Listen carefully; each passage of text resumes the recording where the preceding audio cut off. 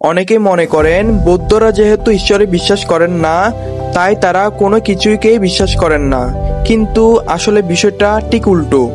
বৌদ্ধরা ঈশ্বরে নয়, বিশ্বাস করে মানুষের নিজের জ্ঞান, কর্ম ও অন্তর্নিহিত শক্তিকে। বুদ্ধ বলেছেন, প্রত্যেক মানুষই মহান, প্রত্যেকের মধ্যেই আছে অসীম মেধা ও কল্যাণের বীজ। যেমন কর্মের ফল প্রত্যেকেই নিজেই ভোগ করে, তেমনি নিজের প্রচেষ্টা, করুণা ও জ্ঞানের আলোয় মানুষ নিজের জীবন গঠন করতে পারে। বৌদ্ধরা বিশ্বাস করেন, যদি আমরা মনের ঈর্ষা, ক্রোধ ও অজ্ঞানতা দূর করে করুণা, ক্ষমা ও মৈত্রীকে জাগিয়ে তুলি, তাহলে নিজের জ্ঞান শক্তির সাহায্যে আমরা জীবন ও জগতের সব সমস্যার সমাধান করতে পারবো। বুদ্ধ আমাদের শিখিয়েছেন, অন্য কেউ তোমাকে রক্ষা করতে পারবে না, নিজেকে নিজেই রক্ষা করতে হবে।